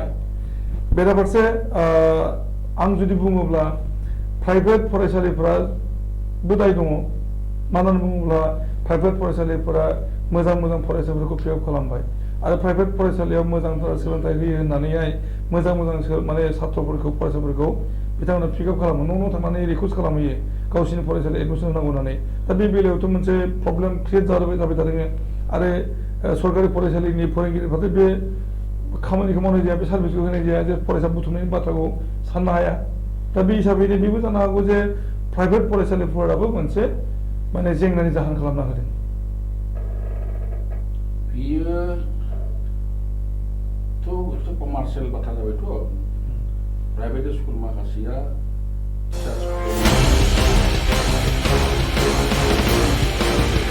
पेमेन्टनि बाथ्रा दङ गतिके बे पेमेन्टखौ होनो हानाय अबस्था थानायखाय बाथ्रा लिंक थानायखाय मोजां रिजाल्ट खालामनांगौ जायो मोजां रिजाल्ट खालामबासो फरायसा मोनगोन रिजाल्टआ गाज्रिब्ला फरायसा मोना आरो बेखायनो बिसोरो मोजां रिजाल्ट खालामनो थाखाय मोजां छात्रखौ नागिरनांगौ जायो आरो मोजां छात्र नागिरनो थांनायावनो बे रोखोम एसे बेबस्था लाखायो जेनोखि बिसोरो एडमिसन टाइमावबो स्क्रिनिं टेस्ट फाथिबावो सिलेक्सन टेस्ट बा स्क्रिनिं टेस्ट बे जायफोरा उथ्रियो बेखौसो लायो जाहाथे रिजाल्टआ गाज्रि जाया रिजाल्टआ गाज्रि जायोब्ला खेबसे बदनाम जायोब्ला नेक्स्ट स्टुडेन्टसफोरा खमायलांगोन होमबा नोंथां बुंनायदों जे जिहेतु सरकारि स्कुलफोरनि सामलायनाया थिग नङा बा फोरोंनाया थिग नङा बे हिसाबैहाय प्राइभेटफोरनि फोरोंनायनि पद्धतिया साबसिन एबा बिथांमोना रेसपन्सिबिलिटिखौ माने दायित्वखौ बांसिनै लायो दा अब्ला जोङो सरकारि फरायसालिफोरखौ जों बन्द' खालामजोबनानै जों प्राइभेटआव लांजोबनो हायो नङा ओरैसो जानांसिगौमोन जे सरकारि गभर्नमेन्टनि जि स्कुलफोर दङ दा जे टेट एग्जामनि गेजेरजों एपइन्टमेन्ट होलायनाय दा बे मोजां गथ'फोरा दा गभर्नमेन्टआव फैबाय टिचार जानो खिन्थु बे मोजां गथ'फोरा फैसेयावबो स्टुडेन्टसफोरा फैयाखै मानो फैयाखै एटमसफियार दा मोनसे बाथ्रा जोङो जे प्राइभेट स्कुलनि टिचारफोरा खम बेथनजोंनो एसेबां लेबार होयो बिसोरो बेथन बेसे मोनो मेक्सिमाम 6,000 10,000 खिन्थु गभर्नमेन्ट स्कुलनि टिचार माखासेया मोर देन 20,000 दा एसेबां बुरजा बेथन मोननायफोरा कय घन्टा सार्भिस होयो आरो फारसेथिंजाय बे 6,000 बा 10,000 मोननाय बेथन टिचार माखासेया कय घन्टा सार्भिस होयो दा सार्भिसाव नुयोना सोरहा बेसेबां डेडिकेसन दङ आरो जोंनि माखासेया बे डेडिकेसना गैया सार्भिसाव होआ आरो बिनि थाखायनो मा जादों गथ' माखासेया एट्राकसन मोना आरो बिनि माबा थाया टिचारफोरा जास्ट साख्रिसो फैयो 10टा बा 11टा फैबाय 2टा 3टा जाबाय बेलेगबो न'आव थांबाय आरो बिनि अनगायैबो बेलेग माखासे एक्टिभिटिस थायो बे माखासेयाव बिसोर इनभल्भ जाया आरो मा जायो जोंनि मेक्सिमाम टिचारफोरानो दिनैहाय दानि समावहाय आरो ओरैबायदि अबस्था माने बे टिचार माखासेया बिसोरनो राजनितिबो खालामग्रा बिसोरनो समाजनितिबो खालामो बिसोरनो cultural programme sports programme literary programme साहित्य सभा खालामनाय बिसोरनो राजनितियावबो बिभिन्न दल खालामनाय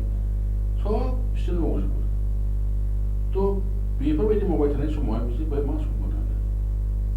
फारसेथिं जाय प्राइवेट स्कुलनि टिचार माखासे बेबायदि खामानि मावहैयामोन दा बिसोर पारमिसन गैया एलाउ गैया बिसोर बाहेरायाव थांनो बे पारमिसन गैया एडमिनिस्ट्रेसना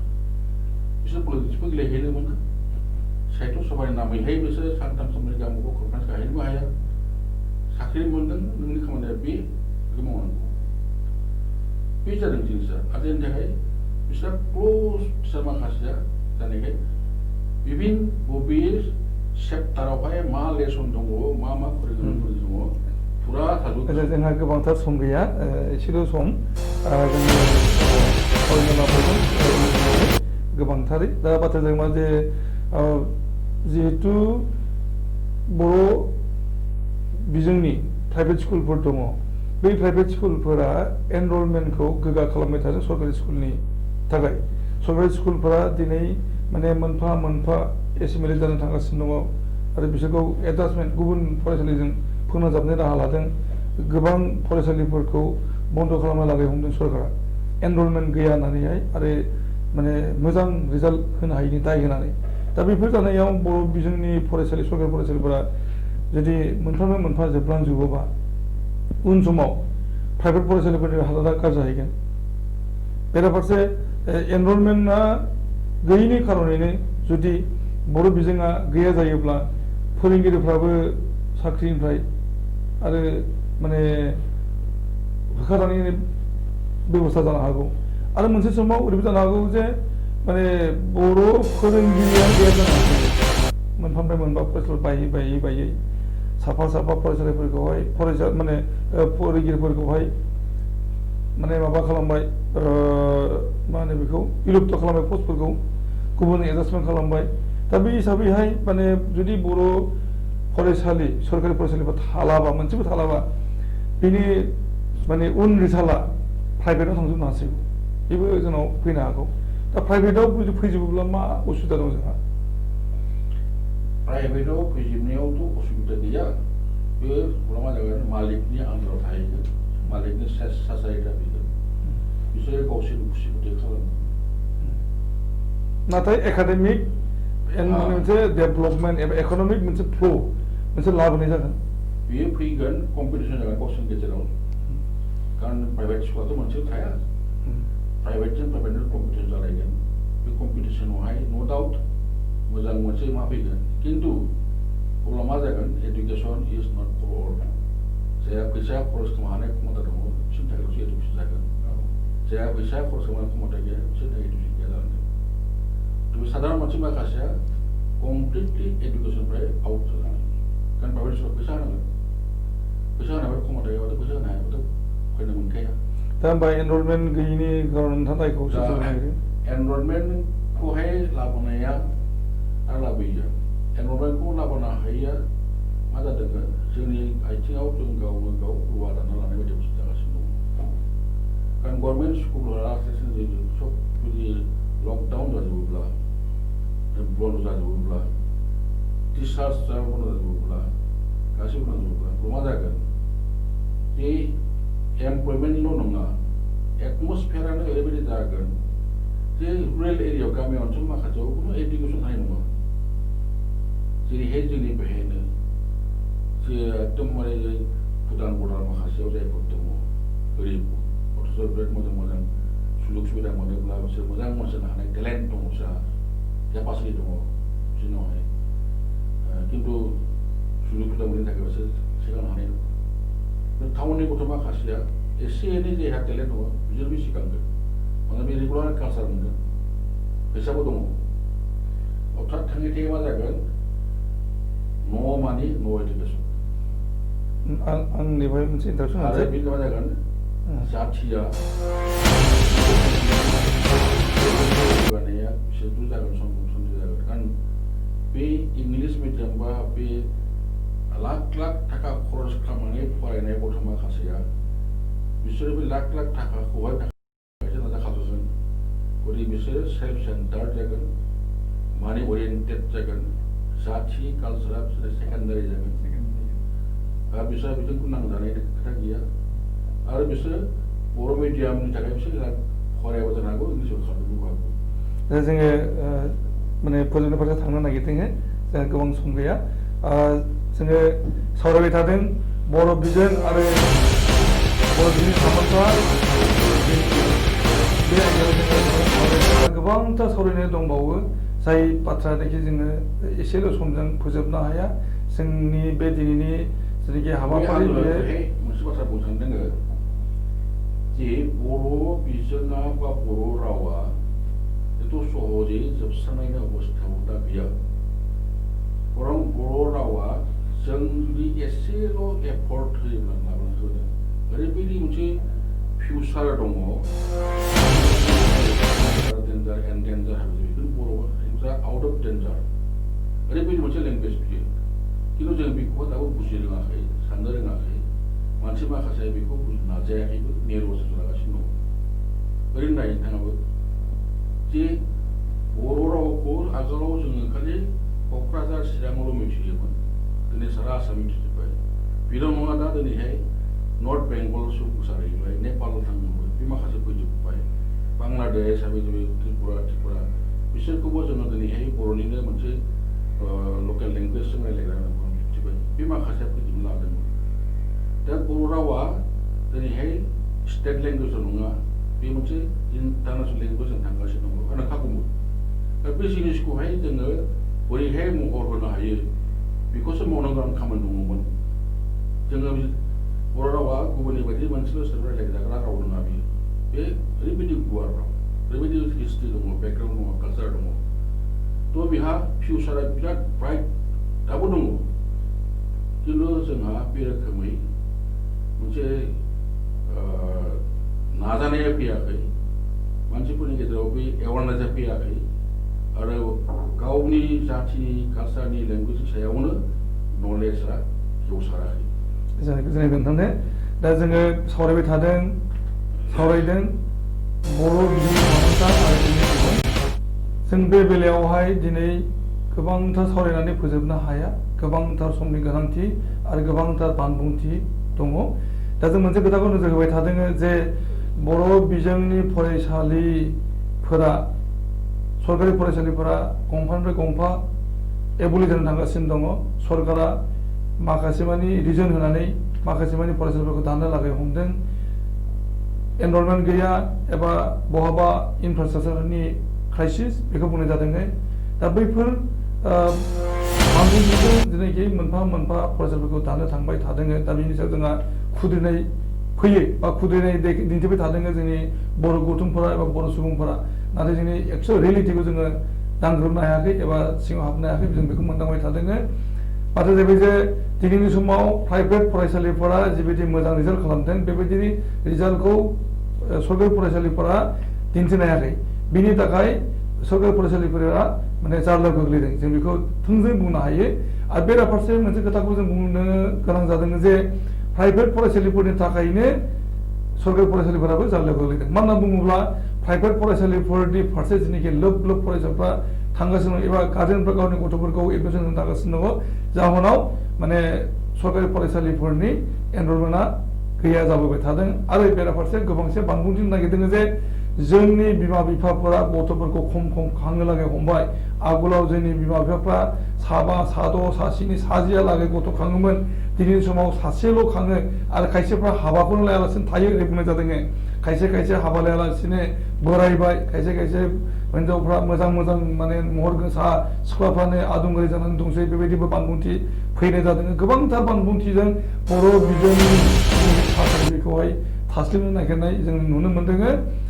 बेराफारसे गोबांसे बुंनो नागिरदों बे जाहैबाय जे बर' बिजोंजों थाखो 10सिमल' फरायनो मोननाय जायो थाखो 10सिमल' बर' बिजों फरायनानै बिथांमोना बे बर' फरायसाफोरा थाखो 10आव थांनाय लोगो लोगोनो इंराजि मिडियाम फरायनांगौ एबा असमिया नङाबा बेंगलि नङाबा हिन्दी फरायहैनांगौ जानायाव सौग्रावनाय बिथिं जायो आरो सौग्रावनांगौ जाहैनायखौ नोजोर हरनानै गुबुन बिजों फारसेबो थांनाय जादों इंलिश मिडियाम एबा असमिया मिडियाम बेंगलि मिडियामाव जोंनि गोबांथार बर' फरायसाफोर दङ दा बै इंराजि मिडियाम फरायहैनायफोरनि माने गुबै जाहोन बेखौ जों बुंनो नागिरदों जे माने जिहेतु थाखो 10सिमल' बर' बिजों फरायनो मोनदों आरो थाखो 10निफ्राय गुबुन रावजों फरायनांगौ आरो बेहाय बिथांमोना थाखो 11 एबा 12आव माने फेल मारिहैयो गोबांथार माने फार्स्ट डिभिजन मारिनाय एबा माने स्टार मार्क लानानै मेट्रिक पास जादोंब्लाबो थाखो जिसेआव सौग्रावहैनानै बिथांमोना फरायनायनि सिमांखौनो आद्रा खालामनो गोनां जायो बबेखानि मोनसे मोजां रादाबा बेनो जे देग्लायनिफ्राय आसाम सरकारा बर' रावजों थाखो 11 थाखो 12खौ फरायनो मोननायनि खाबु खालामनायनि थाखाय बानजायफोर लाबाय थानाय जादोंमोन बड'लेण्ड सरकारनि बिथिंनिफ्राय प्रप'जालखौ हरनाय जादोंमोन रायजो सरकारनाव रायजो सरकारा गनायथि होनानै बेखौ सोलोंथाइ बिबान होनाय जादों जे थाखो 11 आरो थाखो 12खौ बर' बिजोंजों फरायनाय जाथोंसै 2020 इं मायथाइनि सोलोंथाइ बोसोरनिफ्राय नाथाय जोबोद दुखुनि बाथ्रा कभिड-19नि थाखाय भारतआ दिनै लकडाउननि थाखाय फरायफारियानो बन्द जानानै दङ मेट्रिक आनजाद जोबनानै थांबाय रिजाल्टखौ दासिम होनो हायाखै बिनि अनगायैबो फैगौ समा फरायसालिफोरनि हालोदा मा जानांगौ बुंस' हायाखै मानोना फरायसालिफोरखौ लकडाउना जोबब्लाबो फरायसालिफोरखौ खुलिगोन ना खुलिया बिनि सायाव मोनसे सानलायलायनाय जाबाय थादोंब्लाबो गोबांसाया बुंनो नागिरदों जे फैगौ 2021 समहालागैसिम खुनु फरायसालिफोरा एबा कलेजफोरा खुलिनाय जानाय नङा अनलाइननि सिस्टेमजों फरिखाफोरा जागोन फरायनायफ्रा जागोन फोरोंनांगौ फोरोंगिरिफ्रा अनलाइननि गेजेरजों वाट्सएपनि गेजेरजों ससियेल मिडियानि गेजेरजों बेबायदि बोसोना अलरेडि सफैनानै दङ फरायसालिफोराव आरो आथिखालाव फोरोंगिरिफ्रा अनलाइननि गेजेरजों गावसोरनि फरायसाफोरनो फोरोंथायखौ होगासिनो दङ बेबायदि हालोद दा बेबायदि हालोदाव बर' बिजोंनि थासारिया मा जानो हागौ बे जोबोद साननांगौ लागा जानानै फैदों आरो बेनि थाखाय सानलाय हलाय खालामनांगौनि बयहाबो बिबान गोग्लैदों बेवहाय फोरोंगिरि फरायसा गार्जेन आरो बर'नि गोबांथार गौथुम लोगोसे हारि नाङैनो बयनिबो फाफ्लियाव गोग्लैदों मोनसे गेदेर हाबाफारि लानांगौनि जोङो उन समाव सावरायबावनि फोसावनाय जादों जे बड'लेण्ड इंखं टेलिभिजननि गेजेरजों दा मोना 8 रिंगानिफ्राय मोनसे हाबाफारि बानजायदों बे जाबाय थाखो 10आव फरायनाय फरायसाफोरनि खाबुनि थाखाय फरायसाफोरा मबाइलनि गेजेरजों एबा टिभिनि गेजेरजों जाहाथे सोलोंनो हायो बेनि थाखाय बानजायफारि लानाय जादों इंराजि आरो सानखान्थि आयदा फोरोंनाय जागोन डिजिटेल मदनि गेजेरजों आरो बेनि थाखाय बयबो फरायसा गार्जेन रायजो राजा बयनिसिमबो हांख्रायनाय खावलायनाय जाहाथे जोंनो गाहाम बोसोनफोरखौ हरनाय जायो जोङो बे हाबाफारिखौ मावलांबाय थानायनि जाहाथे खाबुखौ जों मावलांनो जों गोबांथार सावरायबाय आरो जों बे सावरायनायाव गोबांथार बाथ्रा गोबांथार बानबुंथि जों मोननो हादों जोङो साबायखर होयो डाइरेक्टर डक्टर बिनर बसुमतारी बिथाङा दा समाव बर' थुनलाइ आफादनि लेङाइ आफादगिरि बिथाङा गोबांथार बानबुंथि होबाय बिथांनो साबायखर होदों थाखो 10नि फरायफारि इंराजि आयदा फोरोंथाय होनो थाखाय सिगांबोदों कमलाकान्त बसुमतारी बिथाङा बावैसो आजिरा मोनदों गंसे गोजौ फरायसालिनिफ्राय बिथाङा बड'लेण्ड इंखं टेलिभिजननि गेजेरजों फोसावनो लानाय फोरोंथाय हाबाफारियाव बाहागो लागोन इंराजि आयदा फोरोंनो थाखाय बिथांनो साबायखर होदों आरो अनलाइनाव दङ सन्तोष कुमार बसुमतारी जों सन्तोष कुमार बसुमतारी बिथांनो जोङो साबायखर होदों जों